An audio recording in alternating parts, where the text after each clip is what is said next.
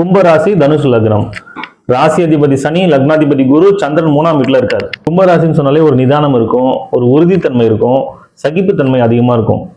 நிறைய இடம் சுத்தி பார்க்கணும்னு நினைப்பாங்க, இயற்கையான சூழல்ல இருக்கணும்னு நினைப்பாங்க, லைஃபை என்ஜாய் பண்ணணும்னு நினைப்பாங்க. அவங்க லைஃப் ஸ்டைல்லே ஒரு என்டர்டைன்மெண்ட் இருக்கணும் எல்லாத்துலயும். இறக்க குணம் இருக்கும், நிறைய பேருக்கு உதவி செய்ய நினைப்பாங்க. அதே நேரத்துல டாமினேட் பண்ணுவாங்க. இவங்க என்ன சொல்றாங்களோ அதை மற்றவங்கள செய்ய வச்சிருவாங்க. அதாவது இவங்களுக்கு ஒரு மரியாதை இருக்கணும், ஒரு முக்கியத்துவம் இருக்கணும்னு எதிர்பார்ப்பாங்க எங்கேயுமே. அது மாதிரி இவங்களுக்கு அது இல்லை, இவங்களுடைய மனசை பாதிக்கிற மாதிரி ஏதாவது நடக்குதுன்னா உடனே அதை வெளிக்காட்ட மாட்டாங்க. தனக்கான நாள் வரும்பொழுது, தனக்கான வாய்ப்பு வரும்பொழுது கரெக்டாக அதை யூட்டிலைஸ் பண்ணுவாங்க. அந்த நேரத்தில் இவங்களுடைய ரியாக்ஷனை மறுக்கவும் முடியாது, தடுக்கவும் முடியாது எதில் இருக்கிறவங்களால. ஸோ அப்படி ஈஸியாக டாமினேட் பண்ணிடுவாங்க. இது எல்லாமே கும்பராசிக்கு உண்டான பொதுவான குணங்கள். ஆனால் இங்கே தனுசு லக்னம் சேரும் பொழுது ரொம்ப நேர்மையாக இருக்கணும்னு நினைப்பாங்க, ஒழுக்கமாக இருக்கணும்னு நினைப்பாங்க, நடுநிலையாக இருக்கணும்னு நினைப்பாங்க, ஆன்மீக சிந்தனை அதிகமாக இருக்கும், நிறைய தர்ம சிந்தனை இருக்கும், தர்ம காரியங்கள் செய்வாங்க, பொதுவான விஷயங்களுக்கு நிறைய உதவிகள் செய்வாங்க. இது எல்லாமே இவங்க மனசுல கேரக்டராக இருக்கும். ஒரு விஷயத்த செய்யணும் முடிவு பண்ணால் அது யாராலையும் தடுக்க முடியாது. அது செஞ்சு முடிக்கிற வரைக்கும் அவங்க டைவர்ட் ஆகக்கூடாதுன்னு நினைப்பாங்க. மனசளவில் பார்த்தீங்கன்னா தனக்கு ஒரு கோல் இருக்கும், அந்த கோலுக்காக அவங்க போகணும்னு நினைப்பாங்க. ஆனால் ப்ராக்டிக்கலாக நிறைய லைஃப்பை என்டர்டெயின் பண்ணணுன்ற எண்ணமும் இருக்கும். லக்னம், ராசி இது ரெண்டும் முதல்ல எப்படி வேலை செய்யுதுன்றதை நம்ம தெரிஞ்சுக்கலாம்.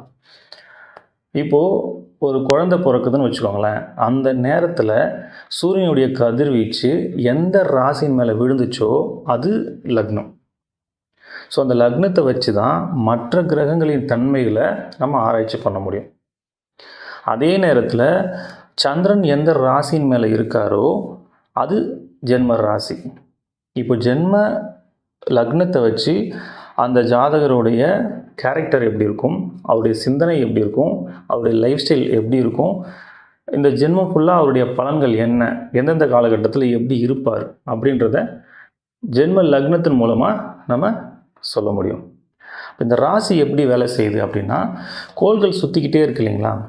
ஒரு கோளும் ஒரு காலகட்டத்தில் ஒரு இடத்துலேருந்து இன்னொரு இடத்துக்கு பயிற்சி ஆகுது. இப்படி பயிற்சி ஆகிட்டே இருக்கும் பொழுது ஒரு பலன் கிடைக்கும். ஒரே கிரகம் ஒரு வீட்டில் இருக்கும்போது ஒரு பலன் தரும், இன்னொரு வீட்டில் இருக்கும்பொழுது வேற ஒரு பலனை தரும். ஸோ இந்த கிரகங்கள் பயிற்சி ஆகும்போது கிடைக்கக்கூடிய பலன்களை சந்திரன் எங்கே இருக்காரோ அதை வச்சு நம்ம கால்குலேட் பண்ணுறோம். அதுதான் ராசி. ஸோ நீங்கள் பார்த்தீங்கன்னா ராசி பலன் தான் எங்கேயுமே சொல்லுவாங்க.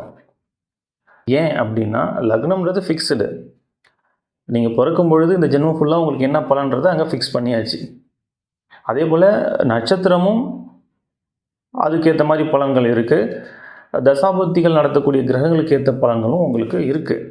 ஆனால் இந்த ராசி பலன் கோள்கள் மாறிக்கிட்டே இருக்கும் பொழுது ஒரு பலன் தர்றதுனால அது பலன் மாறிக்கிட்டே இருக்கும். அதனால் ராசி பலன் நம்ம சொல்கிற மாதிரி இருக்குது. லக்னம் அப்படின்றது ஒருத்தருடைய சிந்தனை, அவருடைய கேரக்டர் எப்படி இருக்கும் அப்படின்றத சொல்லக்கூடியது. இந்த ராசி அப்படின்றது தன்னுடைய செயல்பாடுகளை பற்றி சொல்லக்கூடியது. இப்போ உதாரணத்துக்கு ஒருத்தர் கன்னி லக்னத்தில் பிறந்திருக்காருன்னு வச்சுக்கோங்களேன். அந்த கன்னி லக்னத்துக்கு உண்டான அத்தனை குணங்களும் அவருக்கு இருக்கும். மேஷ ராசியில் பிறந்திருக்காருன்னு வச்சுக்கோங்களேன். மேஷ ராசிக்கு உண்டான அத்தனை செயல்களும் அவங்க செய்வாங்க. கன்னி லக்னத்துக்கு உண்டான சிந்தனைகள் இருக்கும், ஆனால் செயல்பாடு எல்லாமே மேஷ ராசிக்கு உண்டான செயல்பாடுகள் தான் அங்கே அதிகமாக இருக்கும். ஒரு பிரச்சனை அப்படின்னா அந்த பிரச்சனை எதனால் வந்துச்சு, அதை எப்படி சரி பண்ணலாம், அதை பேசியே சரி பண்ணக்கூடிய அந்த விஷயம் எல்லாமே கன்னி லக்னத்துக்கு இருக்கும். தன்னை நம்ம தப்பு பண்ணாமலே பழி சொல்லிட்டா கூட அவங்களுக்கு அதை புரிய வச்சு ஆப்போசிட் சைடு யோசிக்கிறது, நிதானமாக இருக்கிறது, இந்த விஷயம்லாம் அந்த கன்னி லக்னத்துக்கு இருக்கும். ஆனால் மேஷ ராசியை பொறுத்த வரைக்கும் என்னை எப்படி நீங்கள் என்னை தப்பு சொல்லலாம், அந்த கோபம் வந்துடும். அந்த கோபத்தோட அந்த தன்னுடைய உணர்வு வெளிப்படுத்தக்கூடிய அந்த தன்மை மேஷராசிக்கு இருக்கும். ஸோ மனசில் பார்த்திங்கன்னா அவங்க நிதானமாக தான் இருப்பாங்க. நம்ம அவங்களுக்கு கேட்கணும், அவங்க சைடு நம்ம என்ன நியாயத்தை கேட்கணும், அவங்க சைடு யோசிக்கணும்லாம் இருக்கும். ஆனால் செயல்படும் பார்த்தா அந்த டைமில் டக்குன்னு கோவப்பட்டுருவாங்க. அப்புறமா யோசிப்பாங்க, நம்ம இந்த மாதிரி பேசியிருக்கக்கூடாது, நம்ம பொறுமையாக இருந்திருக்கணும். ஸோ இந்த டிஃப்ரென்ஸ் வர்றதுக்கு காரணம் லக்னமும் ராசியும் கிளாஷ் ஆகுது. இப்போது ஒருத்தரை நம்ம பார்க்குறோன்னா அவருடைய கேரக்டர் என்ன, அவர் என்ன சிந்திக்கிறார், அவர் மனசில் என்ன நினைக்கிறாரு அப்படின்றத நம்ம ஈஸியாக புரிஞ்சிக்க முடியாது. அவர் என்ன செயல் செய்கிறாரோ இதை வச்சு தான் அவரை நம்ம ஒரு கேரக்டர் நினச்சிக்குவோம். எப்போவுமே நம்ம செய்கிற செயல்களை நம்மளால் புரிஞ்சிக்க முடியாது. நம்முடைய சிந்தனைகளை நம்ம புரிஞ்சுக்குவோம், நம்ம என்ன நினைக்கிறோன்றது நமக்கு தெரியும். ஆனால் நம்ம என்ன செய்கிறோம், நம்முடைய செயல்பாடு எப்படி இருக்குது அப்படின்றத நம்மளால் அவ்வளோ சீக்கிரம் அனலைஸ் பண்ண முடியாது. லக்னத்தின்படி நம்முடைய கேரக்டர் என்ன, ராசியின்படி நம்ம என்ன செயல்பாடுகள் செய்வோம், இது ரெண்டையும் நம்ம தெளிவாக புரிஞ்சுக்கிட்டோம் அப்படின்னா நம்மளை அனலைஸ் பண்ணுறது ஈஸி, லைஃப் ஈஸியாக கொண்டு போக முடியும். லக்னத்திலிருந்து 3ஆம் வீட்டில் சந்திரன். சந்திரன் இருக்கிற இடத்த பொறுத்து பலன் சொல்றதுக்கு நிறைய விதிகள் இருக்கு, விதி விலக்குகளும் இருக்கு. இங்க முக்கியமா ஒரு விஷயம் சொன்னோம்னா, மனக்குழப்பம், பயம், குழப்பம் அதிகமா இருக்கும். அதாவது இவங்களுக்கு ஏதோ ஒரு சூழல்ல பயப்படுற மாதிரி இருக்கும். பயப்படுறதுனா ஒரு ஆளை பார்த்து பயப்படுறதுலாம் இல்லை, அந்த சுச்சுவேஷனை பார்த்து பயப்படக்கூடிய நிலை ஏற்படும். மனக்குழப்பம் அதிகமா இருக்கும். அதாவது இப்போ மனசளவில் ஒரு விஷயம் இருக்கும், ஒரு டார்கெட் வச்சிருப்பாங்க, ஒரு கடமை இருக்குன்னு வச்சுக்கோங்களேன். அந்த கடமைக்காக செய்யணும்னு நினைப்பாங்க. ஆனால் ப்ராக்டிக்கலாக அவங்களுக்கு மைண்டு டைவெர்ட் ஆகிடும். மைண்டு என்ன ஆகும்னா அந்த வேலை மேலே மைண்டு போகாது, பொழுதுபோக்குற சிந்தனை வரும். ஸோ இவங்க பொழுதுபோக்கு தான் போவாங்க. ரொம்ப சிம்பிளாக சொல்லணும்னா ஒரு ஸ்டூடெண்ட் எடுத்துக்கலாம். நாளைக்கு எக்ஸாம் இருக்குது, உட்காந்து படிக்கணும்னு மனசுக்குள்ளே படிக்கணும்னு தோணும். ஆனால் ப்ராக்டிக்கலாக இப்போ கேம் விளையாடுறதுலையோ டிவி பார்க்குறதுலையோ அவங்க டைம் போயிடுதுன்னு வச்சுக்கோங்களேன். அப்போ மனசுக்குள்ளே ஐயோ நம்ம கடமையை செய்யலையே அப்படின்ற பதட்டம், பயம் இருக்கும் இல்லையா, அந்த மாதிரி ஒரு விஷயம் இவங்கள்ட்ட இருக்கும். அதனால மனக்குழப்பம், மன உளைச்சல் ஏற்படும். இது பொதுவான விதி. மற்ற கிரகங்களை பொறுத்து இந்த பலன்கள் மாறக்கூடிய வாய்ப்புகள் நிறையவே இருக்கு. சந்திரனுடைய நிலையை பொறுத்தும் இந்த பலன்கள் மாறக்கூடிய வாய்ப்புகள் நிறைய இருக்கு. இப்போ இந்த சந்திரன் பௌர்ணமி சந்திரனா இருந்தால் ரொம்ப நல்ல பலனை தருவார், வளர்பிரியா இருந்தால் நல்ல பலனும், தேய்பிரியா இருந்தால் கெடு பலன் தருவார்னு சொல்லியிருக்காங்க. இப்போ உங்க ஜாதகத்துல சந்திரனை பத்தி தெரிஞ்சுக்கணும்னா, சந்திரன் 7ஆம் வீடு சிம்மம், இங்க சூரியன் இருந்தாருன்னா இது பௌர்ணமி சந்திரன். சந்திரன் கூடவே சூரியன் இருந்தால் அது அமாவாசை. கண்ணிலிருந்து மகரம் வரைக்கும் எங்கெங்கேயாவது சூரியன் இருந்தாருன்னா அது வளர்பிறை சந்திரன். மீனத்திலிருந்து கடகம் வரைக்கும் எங்கெங்கேயாவது சூரியன் இருந்தாருன்னா அது தேய்பிறை சந்திரன். ஒருவேளை உங்களுக்கு தேய்பிறை சந்திரன் இருக்குன்னா அதுக்காக கவலைப்பட தேவையில்லை. தேய்பிறை சந்திரனை பார்த்து நீங்கள் பயப்படலாம் வேண்டாம். இப்போ ஒரு ஜாதகத்தில் லக்னாதிபதி எப்படி இருக்காரு, நட்சத்திர அதிபதி எப்படி இருக்காரு, குரு எப்படி இருக்காரு, உங்களுக்கு தசாபதிகள் நடத்தக்கூடிய கிரகங்கள் எப்படி இருக்குது, ஸோ இதெல்லாம் பார்த்து இப்போ எந்தெந்த கிரகங்கள் சேர்க்கை இருக்குது, அது மூலமாக என்ன பலன் வருது, இப்படிலாம் நிறைய நம்ம ஆராய்ச்சி பண்ணும்பொழுது உங்களுக்கு பலன்கள் மாறும். பொதுவாக சந்திரன் தேய்பிரையில் இருந்தால் சில சங்கடமான நிகழ்வுகள் நடக்கும்ன்றது அது பொது விதி, அவ்வளோதான். அது எல்லாருக்கும் நடந்தே தீரணும்னு கட்டாயம்லாம் இல்லை. அதுக்காக அது ஒரு பெரிய விஷயமா நினச்சி நீங்கள் கவலைப்பட தேவையில்லை. நீங்கள் ஒரு ஜாதகம் பார்க்க போகிறீங்கன்னா அதில் நல்ல பலனும் சொல்லுவாங்க, கெட்ட பலனும் சொல்லுவாங்க. எவ்வளோ பெரிய நல்ல ஜாதகமாக இருந்தாலும் அதில் கெட்ட பலனும் ஒன்று இருக்கும், எவ்வளோ கெட்ட ஜாதகமாக இருந்தாலும் அதில் நல்ல பலன்களும் இருக்கும். நல்ல பலன்களை சொல்லும்பொழுது எப்போவுமே நமக்கு மோட்டிவேஷனாக தான் இருக்கும். அதே கெடுபலன் சொல்லிட்டாங்கன்னா அதை ஹேண்டில் பண்ண முடியாமல் ப்ரெஷரில் மாட்டிக்கிட்டு அதை செய்யணும்னு நினச்ச விஷயத்த செய்ய முடியாமல் அவங்க லைஃப் ஸ்டைலே மாறி போய் சைக்காலஜிக்கலாக ஒரு பெரிய ப்ராப்ளத்தில் மாட்டிக்கிறாங்க. ஸோ இந்த நேரத்தில் நம்ம எப்படி ஹேண்டில் பண்ணணும், நமக்கு ஒரு கெடுபலன்னு சொல்லிட்டாங்கன்னா அதை நம்ம எப்படி ஹேண்டில் பண்ணணும், அதை முதல்ல நம்ம கற்றுக்கணும். இப்போது நீங்கள் ஒரு ஜாதகம் பார்க்க போகிறீங்க, ஒரு வீடு கட்டவோ இல்லை ஒரு கல்யாணத்துக்காகவோ இல்லை ஒரு பிஸ்னஸ் ஸ்டார்ட் பண்ணுறதுக்காகவோ இல்லை ஏதோ ஒரு முக்கிய முடிவு எடுக்கிறதுக்காக நீங்கள் ஜாதகம் பார்க்க போகிறீங்க. அவங்க உங்களுக்கு 2 வருஷம் நேரம் சரியில்லைன்னு சொல்லிட்டாங்கன்னு வச்சுக்கோங்களேன். இப்போ இந்த நேரத்தில் சில பேர் என்ன பண்ணுவாங்கன்னா, இந்த 2 வருஷம் நமக்கு நேரம் சரியில்லை, அந்த 2 வருஷம் நம்ம எதையுமே பண்ணக்கூடாதுன்னு ஒதுக்கி வச்சுருவாங்க. இன்னும் சில பேர் என்ன பண்ணுவாங்கன்னா, நேரம் சரியில்லை ஆனால் நம்ம செய்கிற விஷயத்த செய்யாமல் இருக்க முடியாது, நம்ம செஞ்சு தான் ஆகணும் அப்படின்னு சொல்லி பயந்துக்கிட்டே செஞ்சுருவாங்க. இன்னும் சில பேர் என்ன பண்ணுவாங்கன்னா, நேரம் சரியில்லைன்னா என்ன, நான் செய்கிறத செய்வேன் அப்படின்னு செய்வாங்க. ஸோ இந்த மாதிரியான மனநிலைகள் எல்லாமே ஒரு தவறான ஒரு முடிவை தான் ஏற்படுத்தும். இதை எப்படி ஹேண்டில் பண்ணணும் அப்படின்னா, இப்போது 2 வருஷம் நம்ம நேரம் சரியில்லைன்றதுனால எதையுமே செய்யாமல் 2 வருஷம் கழித்து நமக்கு நேரம் நல்லா இருக்கும் பொழுது நம்ம ஒரு செயலை செய்ய போகிறோம், ஒரு பிஸ்னஸ் ஸ்டார்ட் பண்ணுறோம் அப்படின்னா அங்கே 1000 ரூபாய்க்கு உழைச்சிங்கன்னா அந்த 1000 ரூபாய் உங்களுக்கு கிடைக்கும். ஆனால் அந்த 2 வருஷம் சும்மா இல்லாமல் நீங்கள் உங்களுடைய உழைப்பு அதில் போடுறீங்க, 2 வருஷம் கழித்து உங்களுக்கு டைம் மாறுது அப்படின்னா இந்த உழைப்பு நீங்கள் இதில் போடுறீங்க இல்லையா, அந்த உழைப்பு போடும் பொழுது 1000 ரூபாய்க்கு உழைப்பு போடுறீங்க, 10 ரூபாய் தான் கிடைக்கிது. அப்போ அந்த நேரம் மாறுற வரைக்கும் அதை நீங்கள் ரன் பண்ணி கொண்டு வரணும்ல. இப்போ 10 ரூபாய் தான் கிடைக்குதுன்னா உங்களால் அந்த பிஸ்னஸே ரன் பண்ண முடியாமல் அதை நம்ம ஷட் டவுன் பண்ணிட்டு போகிற மாதிரியான சூழல் உருவாகிடும்ல. அப்போ இது மாதிரி நம்ம செய்ய முடியாது. அப்போ என்ன செய்யணும்னா, இந்த 2 வருஷம் சும்மா இருக்க முடியாது. அதுக்கு நம்ம ஒரு பிஸ்னஸ் ஸ்டார்ட் பண்ண போகிறோம்னா அதில் பெருசாக பாதிப்பு ஏற்படாத மாதிரி நம்ம பரிகாரங்கள் பண்ணிக்கலாம். இப்போ பரிகாரம் பண்ணுறதுனால சுத்தமாக நமக்கு அது நஷ்டமே ஆகாதான்னா கண்டிப்பாக நஷ்டங்கள் இருக்கும். கெட்ட நேரத்தில் நமக்கு ஒரு கெட்டது நடக்கணும்னா அதை தவிர்க்கவே முடியாது. ஆனால் ரூ. 1000 நீங்கள் உழைக்கிறீங்க, ரூ. 10 தான் உங்களுக்கு கிடைக்குன்ற இடத்துல பரிகாரம் பண்ணிவிட்டு நீங்கள் அந்த விஷயத்தை செய்யும் பொழுது ஒரு ரூ. 100 கிடைக்கும். ஸோ அந்த நல்ல நேரம் வர்ற வரைக்கும் உங்களால் அதை ரன் பண்ணி கொண்டு போக முடியும். ஆனால் அதுக்கப்புறம் நீங்கள் உழைச்ச உழைப்பு இருக்கு இல்லையா, இங்கே நீங்கள் என்னென்ன உழைப்பெல்லாம் உங்களுக்கு வீணாக போச்சோ, எவ்வளோ நஷ்டமாச்சோ அதை விட பல மடங்கு இங்கே திரும்ப கிடைக்கும். இப்போ நிறைய பேர் நேரம் சரியில்லைன்ற ஒரு காரணத்தினால எதையுமே செய்யாமல் விட்டுறாங்க. ஸோ அந்த மாதிரி இருக்கக்கூடாதுன்றதுக்காக நான் சொல்கிறேன், நீங்கள் கட்டாயம் செய்யுங்க. அந்த உழைப்பு அந்த நேரத்தில் பலன் தரலனாலும் உங்களுக்கு நேரம் மாறும் பொழுது பல மடங்கு திரும்ப கிடைக்கும். நல்ல நேரம் வந்துச்சுன்னா ரூ. 1000 நீங்கள் உழைச்சிங்கன்னா 10,000 கிடைக்கலாம், 1,00,000 கிடைக்கலாம். அதுக்கு நீங்கள் என்ன பண்ணியிருக்கணும், கெட்ட நேரமாக இருந்தால் கூட உங்களோட உழைப்பை மிஸ் பண்ணக்கூடாது. நீங்கள் எல்லா நாளும் அந்த உழைப்பை போட்டுக்கிட்டே இருக்கணும். அதுக்கு தான் சொன்னேன், வெறும் உழைப்பு மட்டும் நீங்கள் போடும் பொழுது அந்த நல்ல நேரம் வரைக்கும் அந்த பிஸ்னஸை கொண்டு போக முடியாமல் போகலாம். அதுக்கு தான் சின்ன சின்ன பரிகாரங்கள் பண்ணிக்கணும். பரிகாரம் பண்ணணும்னா பணம் செலவு பண்ணி தான் பண்ணணும், கட்டாயம்லாம் இல்லை. பணம் செலவு செய்யாமலே நிறைய பரிகாரங்கள் செய்ய முடியும். அது என்னன்றது நான் திரும்ப பின்னாடி சொல்கிறேன். ஸோ எவ்வளோ கெடுபலன்கள் நம்ம ஜாதகத்தில் இருந்தாலும் அதை சரி பண்ணுறதுக்கு ஆப்ஷன் ஒன்று இருக்குது. அதனால் நீங்கள் சந்திரன் தேய்பிரியாக இருக்கிறதுனால நமக்கு ஏதோ பெரிய பிரச்சனையாக இருக்குமோ அப்படின்னு பயப்பட வேணாம். அதனால் வரக்கூடிய பாதிப்புகளை நம்ம சரி செய்கிறதுக்கும் நம்மக்கிட்ட வாய்ப்புகள் இருக்கும். அந்த ஜாதகத்தில் பார்க்கும்பொழுது கண்டிப்பாக இருக்கும். அதனால் நீங்கள் பயப்பட வேண்டாம். இவங்களுக்கு வேலையை பற்றி சொல்லணும் அப்படின்னா அரசு வேலை மேலே ஆர்வம் அதிகமாக இருக்கும், வியாபாரம் செய்யக்கூடிய வாய்ப்புகள் அதிகமாக இருக்கும். இவங்களுக்கு ஹார்ட் ஒர்க் பண்ணக்கூடாது, ஸ்மார்ட் ஒர்க் பண்ணணும்.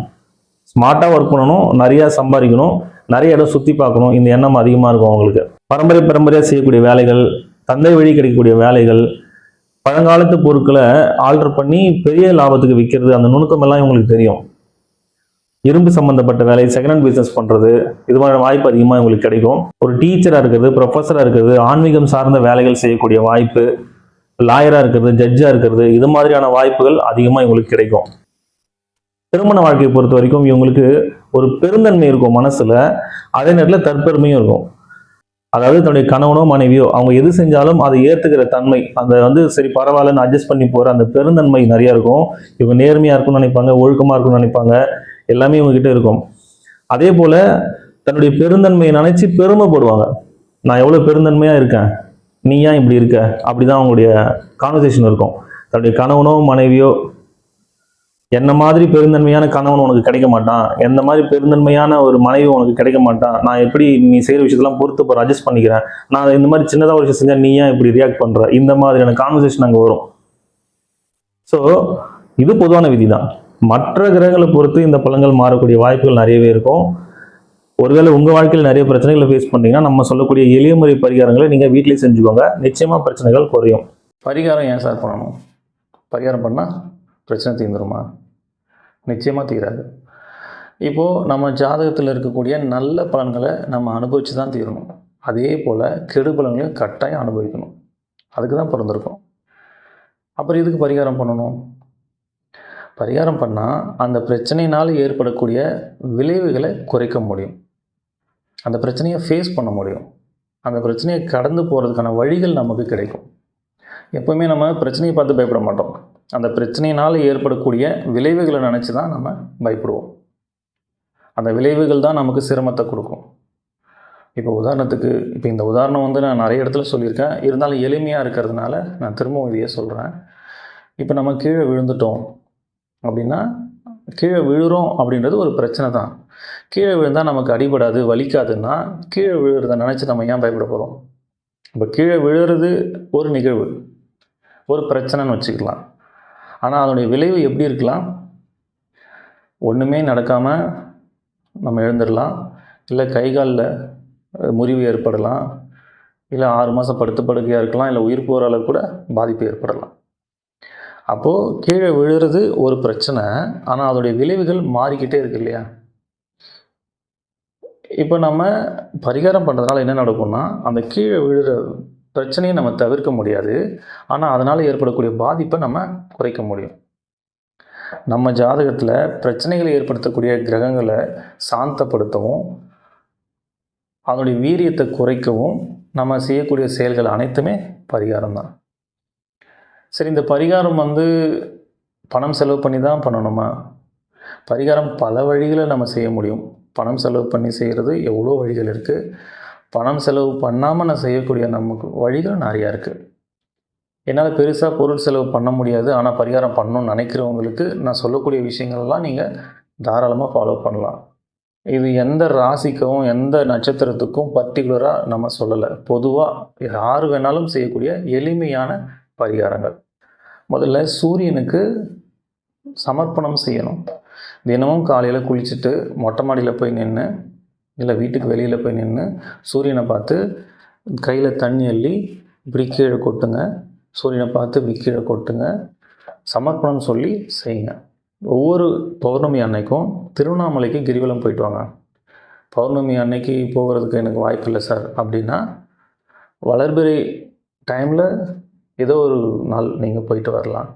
இல்லை அப்போவும் என்னால் முடியாது, எனக்கு எப்போ டைம் கிடைக்குன்னே தெரியல அப்படின்னா, அட்லீஸ்ட் திருவண்ணாமலைக்கு போயிட்டு வாங்க. என்னால் திருவண்ணாமலைக்கு போகிற அளவுக்கு எனக்கு சுச்சுவேஷன் இல்லை சார் அப்படின்னா, நீங்கள் எங்கே இருக்கீங்களோ அங்கேயே நீங்கள் மொட்டை மாடியிலேருந்து சந்திரனுடைய ஒளியில் உங்களால் எவ்வளோ நேரம் இருக்க முடியுமோ இருக்கலாம் பௌர்ணமி அன்னைக்கு. அடுத்தது நவகிரகங்களை சுற்றுங்க. இந்த நவகிரகங்கள் சனிக்கிழமையில் சுற்றுறது சிறப்பு. ஏன் சனிக்கிழமையில் சுற்றணும் அப்படின்னா, ஒவ்வொரு நாளும் சூரியன் உதிக்கிற நேரத்தில் எந்த கிரகங்களுடைய கதிர்வீச்சு பூமி மேலே படுதோ அந்த கிரகத்தினுடைய ஆதிக்கம் அந்த நாளில் இருக்கும். அப்படி தான் நம்முடைய வாரங்கள் இருக்கும். தமிழ் வாரங்கள் 7 நாள் வருது இல்லைங்களா? 7 நாளுமே ஒரு கிரகத்தின் ஆதிக்கம் அங்கே அதிகமாக இருக்கும். அதுபோல் சனி பகவானுடைய ஆதிக்கம் சனிக்கிழமைகளில் அதிகமாக இருக்கும். சனி கிரகத்திலேருந்து வரக்கூடிய கதிர்வீச்சுகள் மூலமாக நமக்கு பலன்கள் கிடைக்கும். பூமியிலிருந்து சனி கிரகம் ரொம்ப தொலைவில் இருக்கிறதுனால இடைப்பட்ட தூரத்தில் இருக்கக்கூடிய கிரகங்கள் அதனுடைய கதிர்வீச்சையும் அதனுடைய பலன்களையும் நம்ம பெறக்கூடிய வாய்ப்புகள் சனிக்கிழமைகளில் அதிகமாக இருக்கும். அதனால் சனிக்கிழமைகளில் நம்ம நவகிரகங்களை சுற்றி வரணும். நவகிரகங்களை சுற்றும் பொழுது ஒரு கிரகத்தின் பேரை சொல்லி போற்றி சொல்லி சுற்றிட்டு வாங்க. சூரிய பகவானை போற்றி, சந்திர பகவானை போற்றி, செவ்வாய் பகவானை போற்றி, புத பகவானை போற்றி, குரு பகவானை போற்றி, சுக்கிர பகவானை போற்றி, சனி பகவானை போற்றி 7 சுற்று கிளாக் வைஸ் சுற்றணும்.